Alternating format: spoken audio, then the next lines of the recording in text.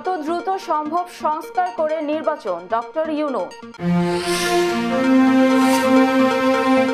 20,000 বাংলাদেশির passport ফেরত দিল ভারত। সাগর Rooney হত্যা মামলার তদন্ত থেকে সরানো হলো র্যাবকে। যুক্তরাষ্ট্রে বোমা দিয়ে হত্যা করা হয় হাসান নাসরুল্লাহকে, মার্কিন সিনেটর।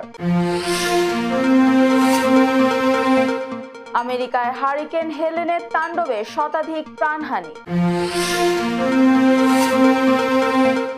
নাসরুল্লাহকে হত্যার প্রতিবাদে পাকিস্তানে বিক্ষোভ, পুলিশের সঙ্গে সংঘর্ষ।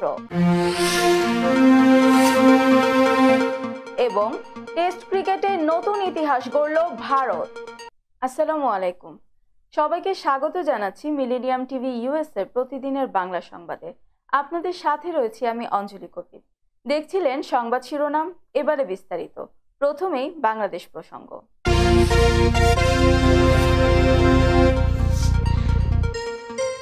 বাংলাদেশের অন্তর্বর্তী সরকারের প্রধান উপদেষ্টা অধ্যাপক ডক্টর মোহাম্মদ ইউনূস দ্রুত সংস্কার ও নির্বাচন অনুষ্ঠানে দৃঢ় প্রত্যয় ব্যক্ত করেছেন। নিউ ইয়র্কের টোকিও ভিত্তিক নিউজ আউটলেট এনএইচকে ওয়ার্ল্ডের সঙ্গে এক সাক্ষাৎকারে এই প্রত্যয় ব্যক্ত করেন তিনি। জাতিসংঘের সাধারণ পরিষদে যোগ দিতে নিউ ইয়র্ক সফরের সময় নেওয়া ডক্টর ইউনূসের এই সাক্ষাৎকার ভিত্তিক প্রতিবেদনটি রোববার প্রকাশিত হয়। টানা 15 বছরের বেশি সময় ক্ষমতায় থাকার পর 5 আগস্ট ছাত্র জনতার গণ অভ্যুত্থানে শেখ হাসিনার পতনের পর ডক্টর ইউনূস অন্তর্বর্তী সরকারের প্রধান উপদেষ্টার দায়িত্ব নেন। সাক্ষাৎকারে ডক্টর ইউনূস বলেন, অন্তর্বর্তী সরকারের কাজ হচ্ছে যত দ্রুত সম্ভব সংস্কার করা এবং সরকার প্রস্তুত হলেই নির্বাচন অনুষ্ঠান করবে। তিনি বলেন, ব্যর্থতা এমন কিছু নয় যা আমরা মেনে নিতে পারি। হাসিনা সরকারের পতনের প্রধান ভূমিকা পালনকারী ছাত্রদের উল্লেখ করে ইউনূস বলেন, তরুণরা তাদের জীবন দিয়েছে। তিনি এ ঘটনাকে বিপ্লব নামে অভিহিত করেছেন। তিনি নীতি নির্ধারণে তরুণ প্রজন্মকে অন্তর্ভুক্ত করার বিষয়ে তার অবস্থানের ইঙ্গিত দেন। প্রধান উপদেষ্টা বলেন, এই সংকটময় সময়ে বাংলাদেশ তার সবচেয়ে বড় দাতা জাপানের কাছ থেকে সহায়তার অপেক্ষায় রয়েছে। ভিসার আবেদন করা 20,000-এরও বেশি বাংলাদেশির পাসপোর্ট ফেরত দিয়েছে ঢাকার ভারতীয় হাইকমিশন। সোমবার ভারতীয় সংবাদ মাধ্যম টাইমস অফ ইন্ডিয়া এক প্রতিবেদনে এ তথ্য জানিয়েছে।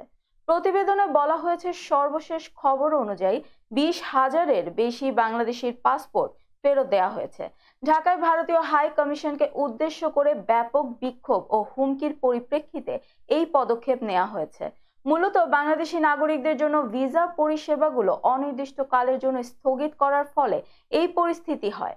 টাইমস অফ ইন্ডিয়া বলছে, বেশ কয়েকটি সূত্র নিশ্চিত করেছে বর্তমানে শুধুমাত্র সীমিত সংখ্যক জরুরি ভিসার আবেদনগুলো প্রক্রিয়া করা হচ্ছে।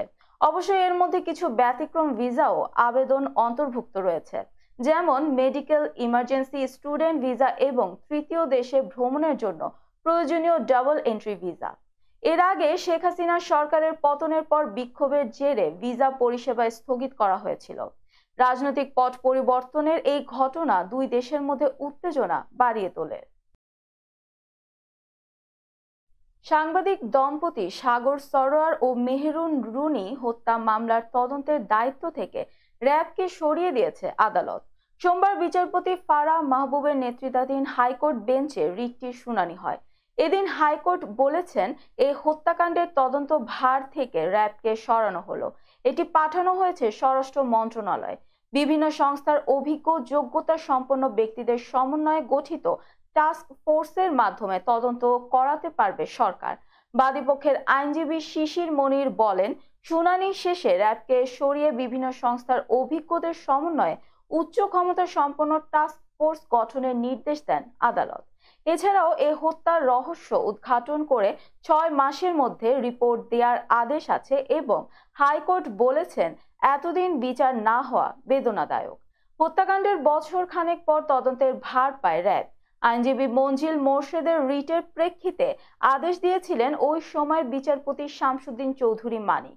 র্যাবকে দায়িত্ব দেওয়ার এত বছর ঝুরিয়ে রাখার নেপথ্যে অসৎ উদ্দেশ্য দেখছেন অতিরিক্ত অ্যাটর্নি জেনারেল অনিকার হক।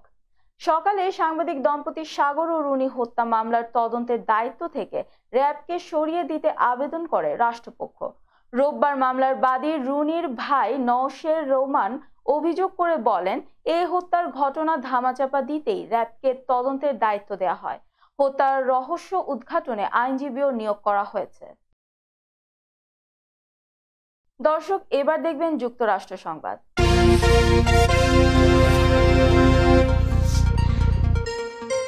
লেবাননের সশস্ত্র সংগঠন হিজবুল্লাহর প্রধান হাসান নাসরুল্লাহকে হত্যায় মার্কিন যুক্তরাষ্ট্রের তৈরি বোমা ব্যবহার করেছে ইসরায়েল। মার্কিন সিনেটর রোববার এ তথ্য জানিয়েছেন।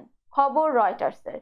এনবিসিকে দেয়া সাক্ষাৎকারে রোববার মার্কিন সিনেটের আর্মড সার্ভিসেস এয়ারল্যান্ড সাব কমিটির চেয়ারম্যান মার্ক কেলি বলেন, ইসরায়েল 2000 পাউন্ডের মার্ক 84 সিরিজের বোমা ব্যবহার করেছে। এটি যুক্তরাষ্ট্রের তৈরি গাইডেড অস্ত্র।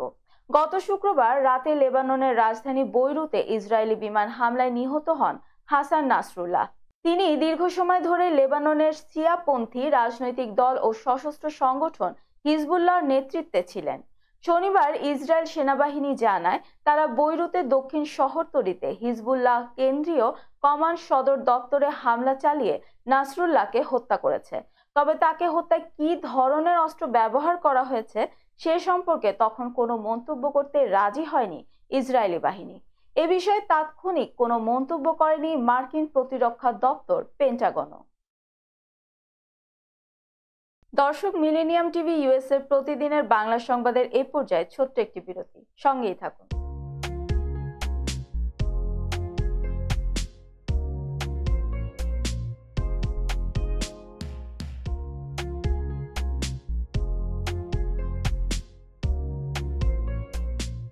কি ব্যাপার, অমন মূর্তির মতো করে দাঁড়িয়ে আছো কেন?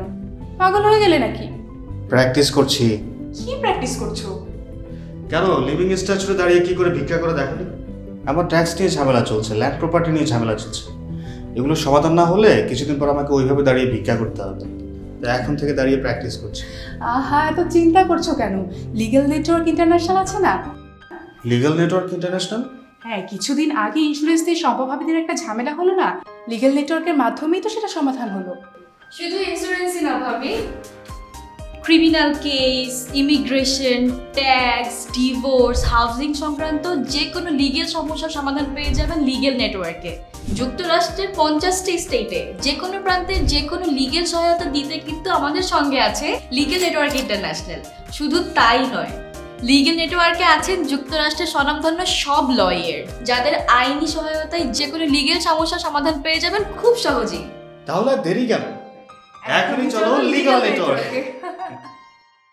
I'm Nasrin Mosnu, immigration attorney. I was born and raised here in New York City. I have been working at various immigration firms since I was a teenager, including with my father.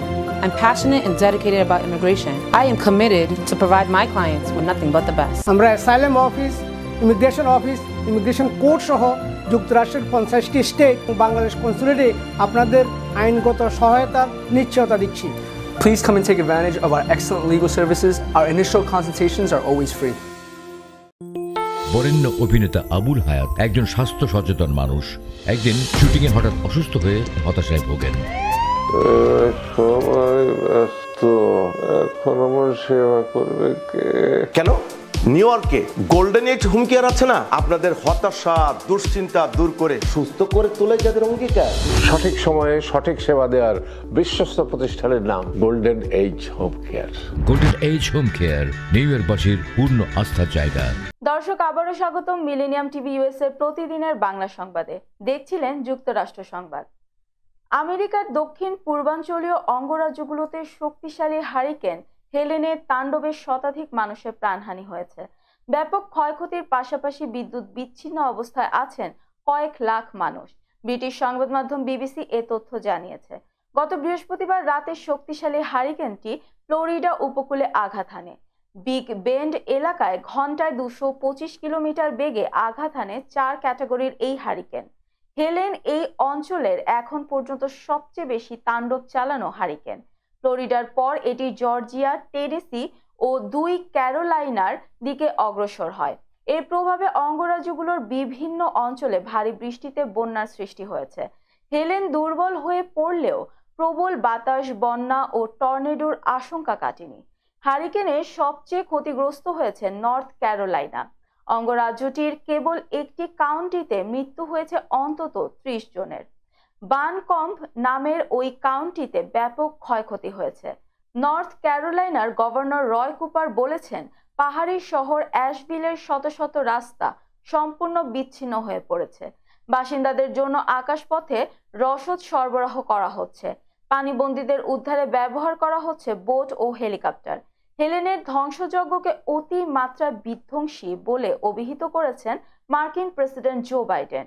একই সঙ্গে north ক্যারোলাইনার জন্য কেন্দ্রীয় সরকারের পক্ষ থেকে সহায়তার ঘোষণা দিয়েছেন তিনি। যুক্তরাষ্ট্রের ওয়াশিংটন ডিসির কেনেডি সেন্টারে মঞ্চস্থ হলো নাটক হাসন জানের রাজা। যুক্তরাষ্ট্রে বসবাসকারী শৌখিন নাট্যকর্মীদের অভিনয় শনিবার হল ভর্তি দর্শকরা দেখেন মুগ্ধ হয়ে। ভার্জিনিয়া ভিত্তিক বাংলাদেশি সাংস্কৃতিক সংগঠন একতারা নাটকটি মঞ্চায়ন করে। এর আগে গত বছরের জুন ও অক্টোবরে ভার্জিনিয়া ও নিউ ইয়র্কে নাটকটির দুটি প্রদর্শনী হয়েছিল। শাকুর মজিদের লেখা এ নাটক নির্দেশনা দিয়েছেন শেখ মওলা মিলন। নাট্যকার শাকুর মজিদ বলেন, ওয়াশিংটন ডিসির মর্যাদাপূর্ণ কেনেডি সেন্টারে মূলত আমেরিকার মূল ধারার অপেরা সঙ্গীতানুষ্ঠান নিয়মিত হয়ে থাকে। সেখানে এই নাটকের মঞ্চায়ন অবশ্যই আনন্দের। নাটকের টিকিট মূল্য ছিল $60, $75 ও $115। প্রদর্শনী প্রায় 500 টিকিটই মাসখানেক আগে বিক্রি হয়ে যায় বলে জানান শাকুর মজিদ। যুক্তরাষ্ট্র প্রবাসী নতুন প্রজন্মের কাছে বাংলাদেশের সাংস্কৃতিক ঐতিহ্য এবং আমেরিকানদের কাছে বাংলাদেশের লোকসাহিত্যের পরিচয় করিয়ে দিতে এই নাটক মঞ্চে আনা হয়েছে বলে জানান নাটকটির প্রযোজনা সংশ্লিষ্টরা। দর্শক, এবার দেখবেন আন্তর্জাতিক সংবাদ।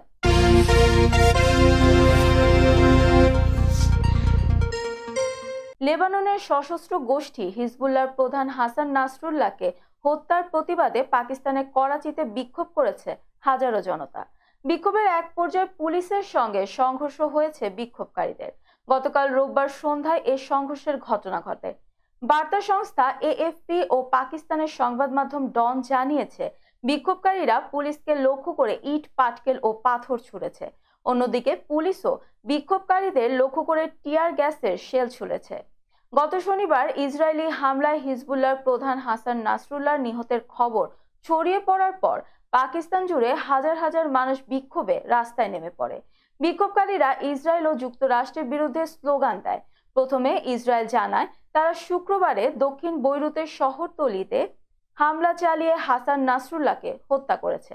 পরে হিজবুল্লাহর পক্ষ থেকেও নাসরুল্লাহর নিহত হওয়ার খবর নিশ্চিত করা হয়। করাচি পুলিশ এক বিবৃতিতে বলেছে, ধর্মভিত্তিক রাজনৈতিক দল মজলিস ওয়াহদাত মুসলিমিন এই বিক্ষোভের আয়োজন করেছে। বিক্ষোভ র্যালি পিআইডিসি মোড় থেকে শুরু হয়ে আইসিআই ব্রিজ হয়ে ইউএস কনসুলেটের দিকে যাচ্ছিল। তখন পুলিশ তাদের বাধা দিতে রাস্তার উপর কন্টেইনার স্থাপন করে। এরপর বিক্ষোভকারীরা কন্টেইনার সরানোর চেষ্টা করলে সংঘর্ষ বেঁধে যায়। দর্শক, মিলেনিয়াম টিভি ইউএস এর প্রতিদিনের বাংলা সংবাদের এই পর্যায়ে ছোট্ট একটি বিরতি, সঙ্গেই থাকুন।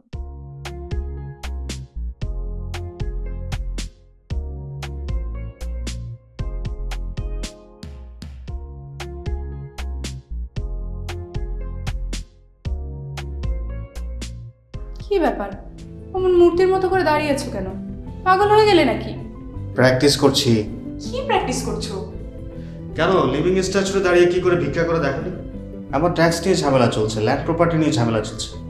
এগুলো সমাধান না হলে কিছুদিন পর আমাকে ওইভাবে দাঁড়িয়ে ভিক্ষা করতে হবে। এখন থেকে দাঁড়িয়ে প্র্যাকটিস করছি। আহা, এত চিন্তা করছো কেন? লিগ্যাল নেটওয়ার্ক ইন্টারন্যাশনাল আছে না? Legal network international? হ্যাঁ, কিছুদিন আগে ইন্স্যুরেন্স দিয়ে সম্পভাবীদের একটা ঝামেলা হলো না, লিগ্যাল নেটওয়ার্কের মাধ্যমেই তো সেটা সমাধান হলো। শুধু ইন্স্যুরেন্সই না ভাবি, criminal case, immigration, tax, divorce, housing সংক্রান্ত যে কোনো লিগেল সমস্যার সমাধান পেয়ে যাবেন লিগেল নেটওয়ার্কে। যুক্তরাষ্ট্রের 50টি স্টেটে যে কোনো প্রান্তে যে কোনো লিগেল সহায়তা দিতে কিন্তু আমাদের সঙ্গে আছে লিগেল নেটওয়ার্ক ইন্টারন্যাশনাল। শুধু তাই নয়, লিগেল নেটওয়ার্কে আছেন যুক্তরাষ্ট্রের স্বনামধন্য সব লয়ার, যাদের আইনি সহায়তায় যে কোনো লিগেল সমস্যার সমাধান পেয়ে যাবেন খুব সহজেই। তাহলে আর দেরি কেন? এখনই চলো লিগ্যাল নেটওয়ার্কে। I'm Nasrin Mosnu, immigration attorney. I was born and raised here in New York City. I have been working at various immigration firms since I was a teenager, including with my father. I'm passionate and dedicated about immigration. I am committed to provide my clients with nothing but the best. আমরা asylum office, immigration court সহ যুক্তরাষ্ট্রের 50টি state ও বাংলাদেশ কনসুলেটে আপনাদের আইনগত সহায়তার নিশ্চয়তা দিচ্ছি। Please come and take advantage of our excellent legal services. Our initial consultations are always free. বরেণ্য অভিনেতা আবুল হায়াত একজন স্বাস্থ্য সচেতন মানুষ। একদিন শুটিংয়ে হঠাৎ অসুস্থ হয়ে হতাশায় ভোগেন। সবাই ব্যস্ত, এখন আমার সেবা করবে কে? কেন নিউ ইয়র্কে গোল্ডেন এইজ হোম কেয়ার আছে না, আপনাদের হতাশা দুশ্চিন্তা দূর করে সুস্থ করে তোলে যাদের অঙ্গীকার। সঠিক সময়ে সঠিক সেবা দেওয়ার বিশ্বস্ত প্রতিষ্ঠানের নাম golden age home care. Golden age home care New ইয়র্কবাসীর পূর্ণ আস্থার জায়গা।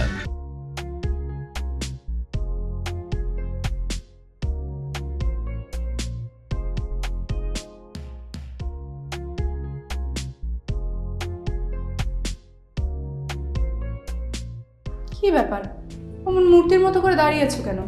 পাগল হয়ে গেলে নাকি? প্র্যাকটিস করছি। কি প্র্যাকটিস করছো? কেন লিভিং স্ট্যাচুরে দাঁড়িয়ে কি করে ভিক্ষা করে দেখো? আমার ট্যাক্স নিয়ে ঝামেলা চলছে, ল্যান্ড প্রপার্টি নিয়ে ঝামেলা চলছে। এগুলো সমাধান না হলে কিছুদিন পর আমাকে ওইভাবে দাঁড়িয়ে ভিক্ষা করতে হবে। তাই এখন থেকে দাঁড়িয়ে প্র্যাকটিস করছি। আহা, এত চিন্তা করছো কেন? লিগ্যাল নেটওয়ার্ক ইন্টারন্যাশনাল আছে না? Legal network international? হ্যাঁ, কিছুদিন আগে ইন্স্যুরেন্স দিয়ে সম্পভাবীদের একটা ঝামেলা হলো না, লিগ্যাল নেটওয়ার্কের মাধ্যমেই তো সেটা সমাধান হলো। শুধু ইন্স্যুরেন্সই না ভাবি, criminal case, immigration, tax, divorce, housing সংক্রান্ত যে কোনো লিগেল সমস্যার সমাধান পেয়ে যাবেন লিগেল নেটওয়ার্কে। যুক্তরাষ্ট্রের 50টি স্টেটে যে কোনো প্রান্তে যে কোনো লিগেল সহায়তা দিতে কিন্তু আমাদের সঙ্গে আছে লিগেল নেটওয়ার্ক ইন্টারন্যাশনাল। শুধু তাই নয়, লিগেল নেটওয়ার্কে আছেন যুক্তরাষ্ট্রের স্বনামধন্য সব লয়ার, যাদের আইনি সহায়তায় যে কোনো লিগেল সমস্যার সমাধান পেয়ে যাবেন খুব সহজেই। তাহলে দেরি কেন? এখনই চলো লিগ্যাল নেটওয়ার্কে। দর্শক, আবারও স্বাগতম মিলেনিয়াম টিভি ইউএস এর প্রতিদিনের বাংলা সংবাদে। দেখছিলেন আন্তর্জাতিক সংবাদ।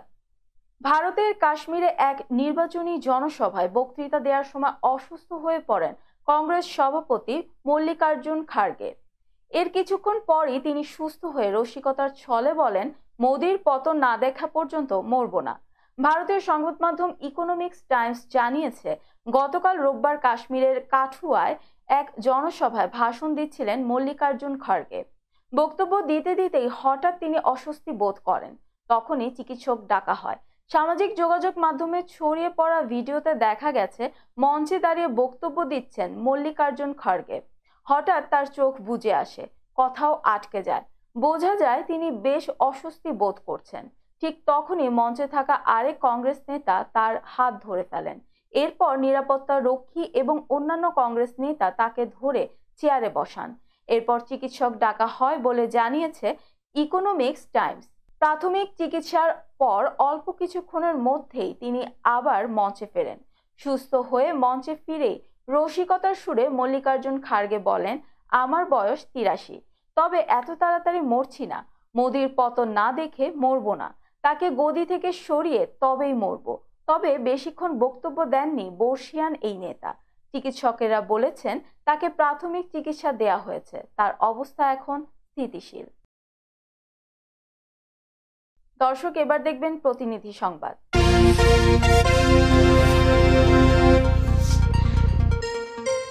ভ্রমণ আর পর্যটন বিষয়ক সংগঠন জলতরির উদ্যোগে নদী দিবস উপলক্ষে আজ বরগুনা নৌবন্দরে আয়োজন করা হয় নদীর গল্প শুনি নামক এক ব্যতিক্রমী অনুষ্ঠান।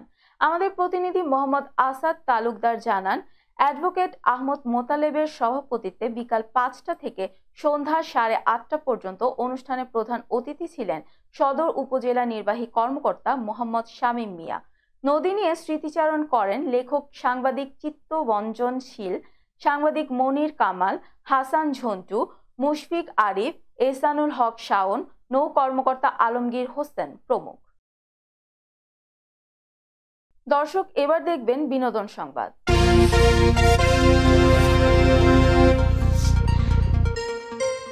মারা গেছেন মার্কিন অভিনেতা ড্রেক হকস্টেইন। গত 27 সেপ্টেম্বর মারা যান এই অভিনেতা। মৃত্যুর সময় তার বয়স হয়েছিল 70। গত 28 সেপ্টেম্বর ছিল অভিনেতার জন্মদিন। তার আগেই পৃথিবীর মায়া ত্যাগ করে চলে গেলেন না ফেরার দেশে। জানা গেছে দীর্ঘদিন ধরে অগ্নাশয়ে ক্যান্সারে ভুগছিলেন ড্রেক হকস্টেইন। অভিনেতার মৃত্যুর খবরটি নিশ্চিত করে একটি বিবৃতি দিয়েছে তার পরিবার। ওই বিবৃতিতে বলা হয়, আমাদের প্রিয় ডেজ অফ আওয়ার লাইফস অভিনেতা ড্রেক হকস্টেইন আর নেই। দীর্ঘদিন ধরে তিনি অগ্নাশয়ের ক্যান্সারে ভুগছিলেন। মৃত্যুর সময় অভিনেতার পাশে তার প্রিয়জনরা ছিলেন। দীর্ঘ 38 বছর ধরে টেলিভিশন ধারাবাহিক ডেজ অফ আওয়ার লাইফস এ অভিনয় করেছেন ড্রেক হকস্টেইন। এতে জন ব্ল্যাক চরিত্রটিতে অভিনয় করে দর্শকের মনে জায়গা করে নিয়েছিলেন এই অভিনেতা। গণমাধ্যমকে ডেজ অব আওয়ার লাইফসের প্রযোজক কেন কর্ডে বলেন, অভিনেতার প্রয়াণ সকলের জন্যই কষ্টের। তাকে কতটা মনে পড়বে তা প্রকাশ করার ভাষা আমার জানা নেই। আমাদের শোতে তার প্রভাব ছিল ব্যক্তিগত এবং পেশাগত দুইভাবে। তার অভাব কখনো পূরণ হবার নয়। অভিনেতার মৃত্যুতে শোক প্রকাশ করেছেন সহশিল্পীরা। দর্শক, মিলেনিয়াম টিভি ইউএসএ প্রতিদিনের বাংলা সংবাদের এ পর্যায়ে আবারও ছোট্ট একটি বিরতি। সঙ্গেই থাকুন।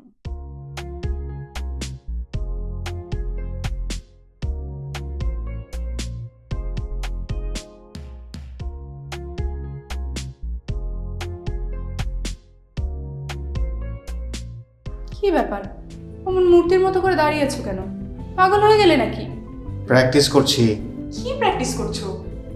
কেন লিভিং স্ট্রাকচারে দাঁড়িয়ে কি করে ভিক্ষা করে দেখালি? আমার ট্যাক্স নিয়ে ঝামেলা চলছে, ল্যান্ড প্রপার্টি নিয়ে ঝামেলা চলছে। এগুলো সমাধান না হলে কিছুদিন পর আমাকে ওইভাবে দাঁড়িয়ে ভিক্ষা করতে হবে। এখন থেকে দাঁড়িয়ে প্র্যাকটিস করছি। আহা, এত চিন্তা করছো কেন? লিগ্যাল নেটওয়ার্ক ইন্টারন্যাশনাল আছে না? Legal network international? হ্যাঁ, কিছুদিন আগে ইন্স্যুরেন্স দিয়ে সম্পভাবীদের একটা ঝামেলা হলো না, লিগ্যাল নেটওয়ার্কের মাধ্যমেই তো সেটা সমাধান হলো। শুধু ইন্স্যুরেন্সই না ভাবি, criminal case, immigration, tax, divorce, housing সংক্রান্ত যে কোনো লিগেল সমস্যার সমাধান পেয়ে যাবেন লিগেল নেটওয়ার্কে। যুক্তরাষ্ট্রের 50টি স্টেটে যে কোনো প্রান্তে যে কোনো লিগেল সহায়তা দিতে কিন্তু আমাদের সঙ্গে আছে লিগেল নেটওয়ার্ক ইন্টারন্যাশনাল। শুধু তাই নয়, লিগেল নেটওয়ার্কে আছেন যুক্তরাষ্ট্রের স্বনামধন্য সব লয়ার, যাদের আইনি সহায়তায় যে কোনো লিগেল সমস্যার সমাধান পেয়ে যাবেন খুব সহজেই। তাহলে দেরি কেন? এখনই চলো লিগ্যাল নেটওয়ার্কে। I'm Nasrin Mosnu, immigration attorney. I was born and raised here in New York City. I have been working at various immigration firms since I was a teenager, including with my father. I'm passionate and dedicated about immigration. I am committed to provide my clients with nothing but the best. আমরা asylum office, immigration court সহ যুক্তরাষ্ট্রের 50টি state ও বাংলাদেশ কনসুলেটে আপনাদের আইনগত সহায়তার নিশ্চয়তা দিচ্ছি। Please come and take advantage of our excellent legal services. Our initial consultations are always free. বরেণ্য অভিনেতা আবুল হায়াত একজন স্বাস্থ্য সচেতন মানুষ। একদিন শুটিংয়ে হঠাৎ অসুস্থ হয়ে হতাশায় ভোগেন। সবাই ব্যস্ত, এখন আমার সেবা করবে কে? কেন নিউ ইয়র্কে গোল্ডেন এইজ হোম কেয়ার আছে না? আপনাদের হতাশা দুশ্চিন্তা দূর করে সুস্থ করে তোলে যাদের অঙ্গীকার। সঠিক সময়ে সঠিক সেবা দেওয়ার বিশ্বস্ত প্রতিষ্ঠানের নাম golden age home care. Golden age home care New ইয়র্কবাসীর পূর্ণ আস্থার জায়গা। দর্শক, আবারও স্বাগতম মিলেনিয়াম টিভি ইউএসএ প্রতিদিনের বাংলা সংবাদে। দেখছিলেন বিনোদন সংবাদ।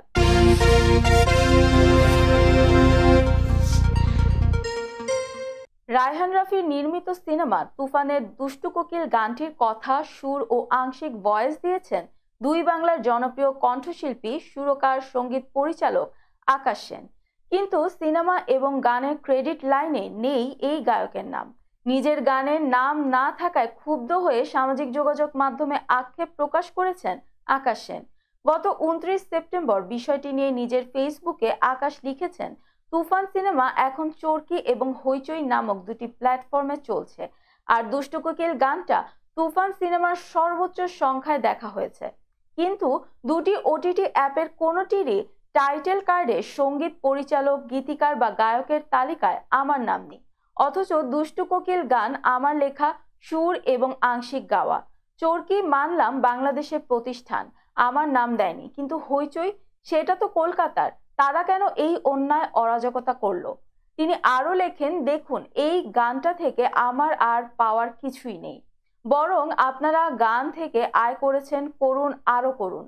তবে যারা কন্টেন্ট বানায় দিন রাত এক করে তাদের প্রতি এত অন্যায় করবেন না, এতে অভিশাপ লাগে।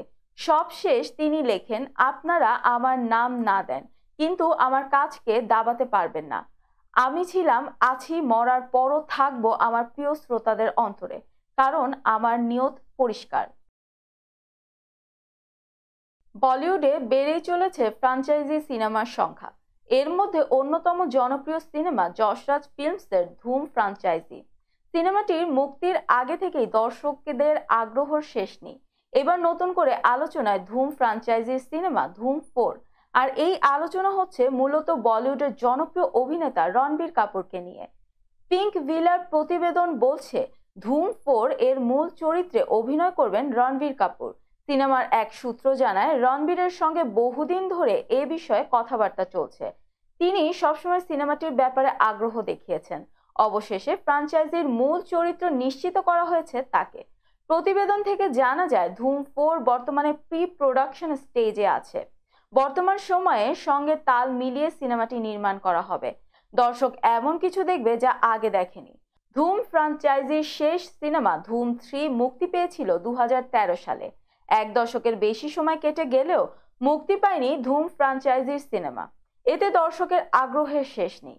2025 সালের শেষের দিকে শুরু হবে ধুম 4 এর শুটিং। সিনেমাটি মুক্তি পাবে 2026 সালে। দর্শক এবার দেখবেন খেলার সংবাদ।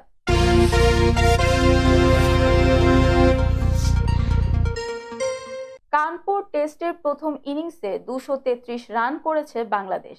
হাতে আর মাত্র একটি দিন বাকি থাকায় জবাব দিতে নেমে টি-20 মেজাজে ব্যাট করতে থাকেন ভারতীয় ব্যাটাররা।